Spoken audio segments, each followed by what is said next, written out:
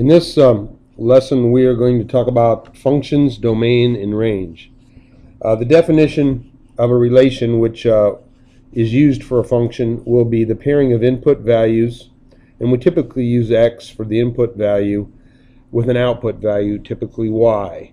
An example of what would be a relation is like a parking meter. If you put a quarter in, you may get an hour out. That would be a relationship between the input, which would be your quarter, and the output, which is the time.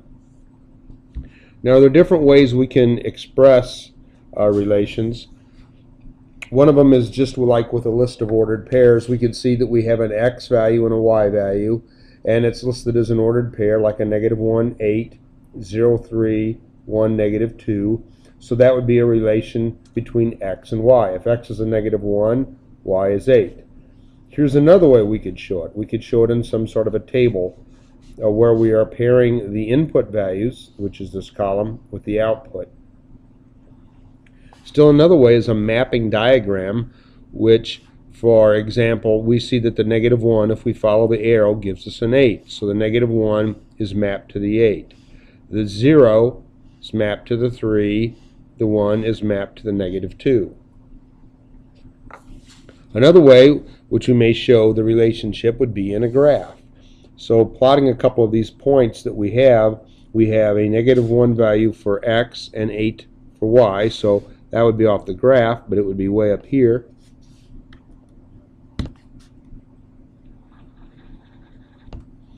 We could have 0, 3,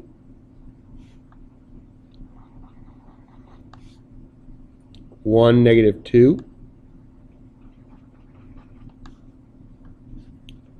and so on and so forth. You could see that that would be a representation graphically of the relation between x and y.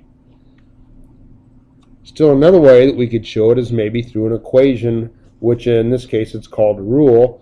So for these values we have here, we could see that this is crossing the y-axis at 3, so I could write +3. I have a slope of going down 1, 2, 3, 4, 5. So the slope is a -5, and then I go over 1 to the right, so the slope is a -5. So the equation would be y is equal to a -5x plus 3.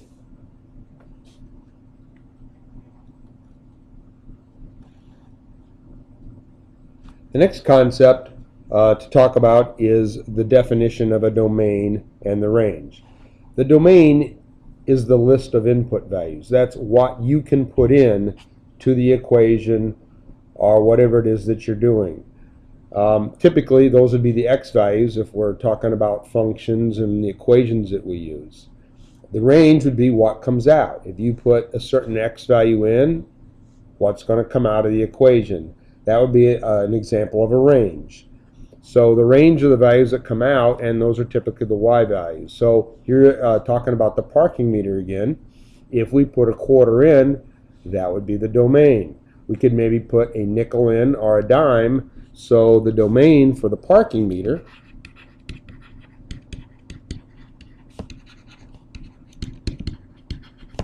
could be maybe a 5 cents. Maybe 10 cents and 25 cents. It's what we would put in, or the only allowed values to put in. We couldn't fit a dollar bill in there, so that wouldn't be part of the domain. And what comes out would be the range. So if the parking meter goes in minutes, from like you put a nickel in, you get 10 minutes. If you put another nickel in, you get 20. That would be what could come out, is you could get maybe intervals of 10 minutes. So maybe you could get 10 minutes, depending on the amount you put in. You'd get 20 minutes, 30 minutes, such like that. You may not be able to get 15 minutes because nothing gives you the increment of 5. And that would be the range. That would be what are all the possible values you could get out. For the next thing here, we're going to actually identify the domain and range, and I haven't really mentioned what a function is yet, so we're going to skip that part, and we'll come back to that in just a second. So for the first list of numbers here, the domain is what are all the input values, the x values. So we could see that we have 3, we have a -2. Now I have 3 again, so I don't have to list it, and then I have 4. For the range, that's what's going to come out. So for this particular example, I have a 4.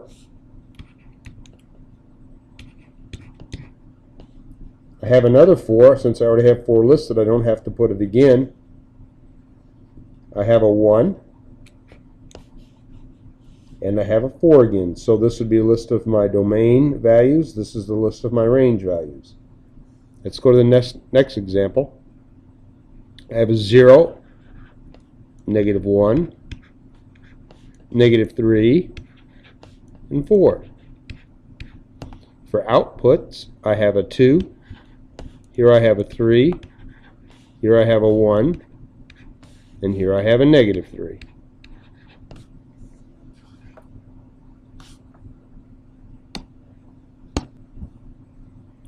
The next thing I want to talk about is the definition of a function. And a function has a very specific definition. What that is it's a relationship typically between the x values and the y values where an input value can only have one output. So every input will only have one output. And that means that there cannot be any duplicate input values. However, there can be duplicate output values. So let's take a look at that. This would be an example of something that is a function. If I have a 1 and it produces a 2 produces a 3 produces a 4, and a 4 produces a 5, that would be a function. Because every input, 1, 2, 3, and 4, only gives me one output. Here would be an example of something else that's also a function. I could have 1 giving me a 2,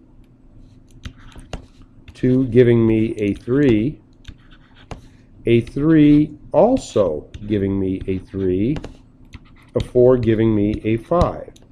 In this case, every input gives me one and one output only. However, 2 and 3 give me the same output. That's okay. There are no duplicate input values. This is also a function. Now here's a case that would not be a function. 1 gives me a 2. 2 gives me a 3. 2 could give me a 4. 3 gives me a 5. In this case, this input value of 2 gives me a 3, and the input value of 2 gives me a 4. One input gives me 2 outputs. That would not be a function. And if I listed those as points,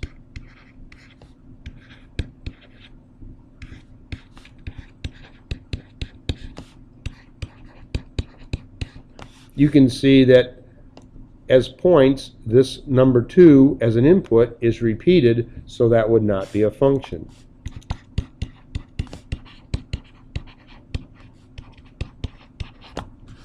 So going back to some of the previous stuff that we looked at, let's look at this diagram here. We can see that this would not be a function because these 2 points right here, they have the same x value, 1, 2, 3. So this point would be 3, 4, and this point is 3, 2. Same x values, not a function. Okay, let's look at the next one. Here we have 2 points. Again, these points have the same x values. These points are listed up here. I have 1, 0 and 1, 4. I have a repeated input value. This is not a function. Here's the last example here would be nothing has a repeated x. This would be a function. Let's go back up to our previous examples and see if these are functions. So on the first one, I have 3, -2, 3. Okay, that's a repeated 3. Here's a 4. I don't have any other 4s as inputs, so this would not be a function. and it would be a function if I'd tossed this point out. Let's look at the next example. 0, -1, -3, 4. You can see that there are no repeated x values. This would be a function. Now there's a really easy way to see if a graph is going to be a function. Obviously, a list of points, you can look for repeated points. See, I have repeated points here and here are repeated inputs. That would not be a function. Graphically, it's really easy to tell if we use something called the vertical line test. If I can draw a vertical line and it passes through 2 points, then it cannot be a function because they would have to have the same x value for that line to pass through them. So this vertical line passes through 2 points. By the vertical line test, I could have found that that was not a function really quickly. Here is also the same thing. That passes through 2 points. So that's not a function. On the next and last example, you can see there are no lines that I could draw on these 1, 2, 3 points that would pass through 2 points. Here would be an example. Now, it doesn't have to pass through every point. It cannot be a function. Let's take a look at this diagram right here. You can see that it's passing a vertical line test here, here, here. But once I get to here, it does not. It passes through those 3 points in a vertical line. So this little example here would not be a function, even though parts of the graph would pass. Okay, so here are some examples. We're going to find out if they're functions. We're going to find the domain and range, and just as extra practice, we're going to find the x and y intercepts. So here's the first example. We can see that we have a line segment, and it starts up here and it ends down here. So the x values that are being used are going from this value all the way over to this value. That's the interval of my x values. So we could say that the domain of this figure goes from a -1, 2, 3, 4. So a -4 would be less than or equal to x. Because there's a closed dot here, x can actually equal that value. So I'm going to use the greater than or equal to, and x goes all the way up until a value of 1, 2, 3. Okay, so this would be my domain. My range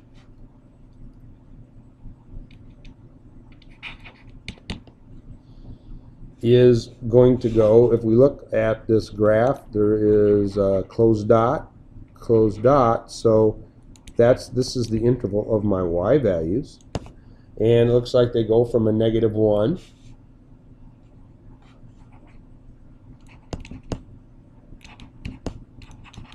all the way up to y equals 1, 2, 3, 4, 5, 6.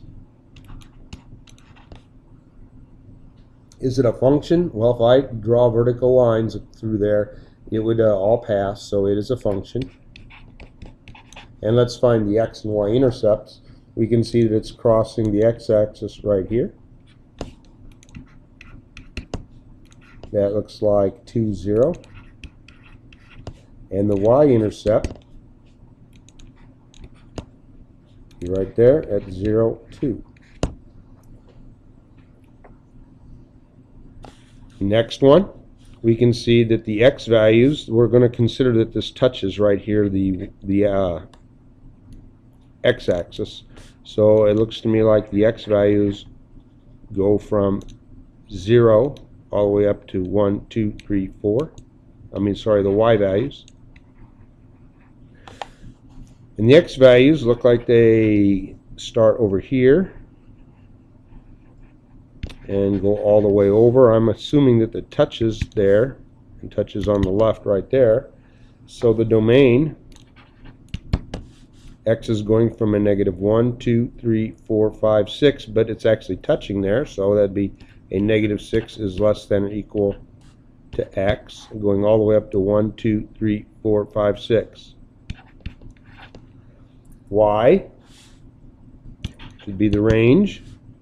Starts here at 0, and it can be 0. all the way up to 1, 2, 3, 4. Is it a function? No. A vertical line would pass through 2 points. X and Y intercepts. It's touching the x-axis right here at 0, 0.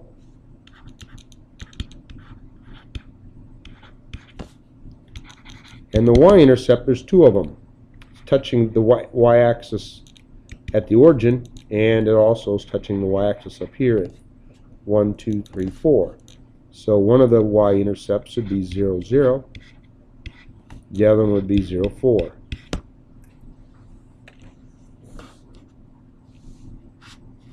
Next one, x values start here at 0, but look at these arrows. I mean, x is going to go on out. So x would be array, something like that. So the domain would be x greater than or equal to 0. Let's see for the y values. Okay, so let's just start here, and you can see the arrows are going up, so y is increasing, and the other y value dropped down forever in this direction.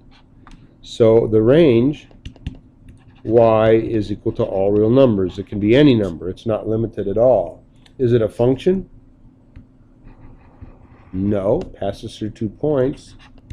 The x-intercept, it's touching the x-axis right there at 2, 0.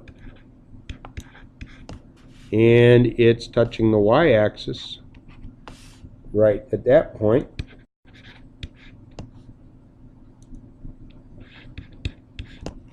at 0, 1. The next one is just a vertical line. So the only x value I have is right here at x equal to 1, 2, 3, 4. So my domain is simply x equal to 4. Now the range, this line's going up forever and downward forever. So the range y would be equal to all real numbers. Is it a function? No. If I drew a vertical line, it's going to touch on every point. So it's not a function. And the x and y intercepts, the x-intercept is crossing the x-axis at 1, 2, 3, 4. So the x-intercept is 4, 0. The y-intercept, it never crosses the y-axis. There is none.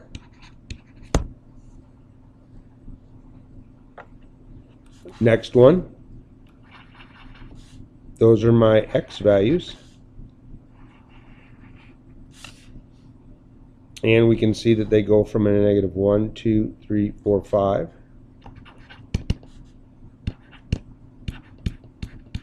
All the way up to a 1, 2, 3, 4, 5. Sorry, it goes from a negative 5, my fault. And we can see the y's go in that interval 1, 2, 3, 4, 5, 6, negative. So the range goes from a negative 6 all the way up to 1, 2, 3, 4, 5, 6, 7, 8. Is it a function? Yes. No matter where I draw a line, it's going to only pass through 1 point. The x-intercept is one right here. I can't really tell what that is. 1, 2, 3, 4, let's say a negative 4.5 is 0. 1, 2, 3, 4, probably a positive 4.50. And it crosses the y-axis at 1, 2, 3, 4, 5, 6, 7, 8.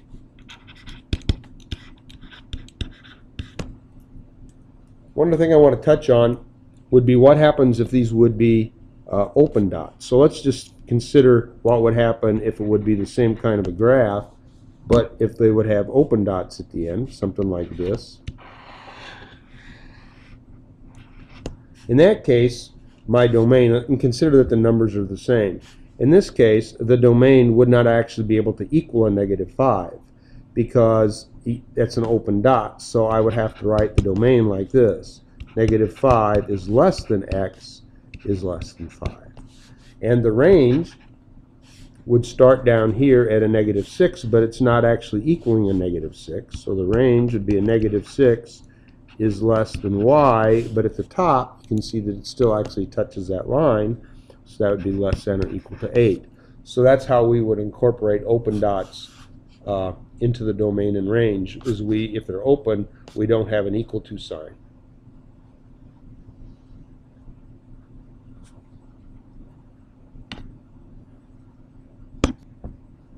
Okay, the last topic I want to talk about is function notation. Remember, a function has a very specific definition in that we can't have repeated x's or input values. So we may find equations, and we can write equations for things such as circles or maybe parabolas that look like this. Those are not functions because they don't pass the vertical line test. So when we have a function, we can, and let me go back a second. These would all have some sort of equations. We could write these equations like some sort of y equals. Now, if we have a function, we have a specific notation that we could use. We use something like this: f of x, a function of x, or a function evaluated at x. All that is we're replacing the y with a different notation that indicates that this equation is a function. Basically, y and f of x are the same thing. So this f of x does not mean that I'm taking f times x. It's just a notation. It's just another way to say, okay, I have an equation and I'm using the variable x. That's all it means. It is not any sort of mathematical operation that's going on over here. And I could use f, I could use g, I could use some other notation. So let's take another look at this. If I want to substitute in, so I have a function, f of x, a function f evaluated at x, or another way to say it, a function f using the variable x. And what I want to do is it says evaluate it when x is equal to a negative 2. So what I'm going to do is I'm simply going to stick a negative 2 into each of these x values. Put a negative 2 in for that x, put a negative 2 in for this x. And how I show that is I write my function notation like this. I take the x and I replace it with the negative 2 because I actually am substituting a negative 2 in for the x. So that would give me this kind of a evaluation is a negative 2. Right, negative 2 goes in for that x. Now negative 2 goes in for this other x. Negative 2 squared is 4. Negative 3 times negative 2 would be plus 6 plus 2. So the function evaluated at a negative 2 would be equal to 12. Notice that there is no multiplication or anything going on with this f parentheses negative 2. That's just notation. Let's try another one. So I'm putting a negative 2 into this x. So how I would write this is the function h evaluated at a negative 2 would be equal to, parentheses, now the negative 2 drops in for the x, minus 5 squared plus 2. That would be equal to a negative 7 squared plus 2. That would be equal to 49, because a negative 7 squared is 49, plus 2. So the function h evaluated at a negative 2 is equal to 51. Okay, let's try this one over here with t squared. So the function evaluated in a negative 2 for t is equal to a negative 2 times a negative 2 squared minus 4 times a negative 2. Just substitute negative 2 in for the t. That would be equal to a negative 2. Negative 2 squared is 4. Negative 4 times a negative 2 is plus 8. Negative 2 times a negative 4, that's going to be a negative 8. Plus 8, 0. So the function evaluated at a negative 2 is 0.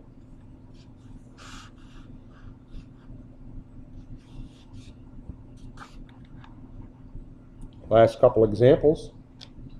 Here's function g of x, g with the variable x, and in place of the x I'm putting a t. That means I'm substituting t into the x's in this equation. So I would have g 2t plus 5. If I put s in place of the x, I would get g of s is equal to 2 times s plus 5. And lastly, if I put a squared into this x, I would write that notation is g evaluated at a squared. Now put the a squared in for the x, so I've got 2a squared and plus the 5. That's it.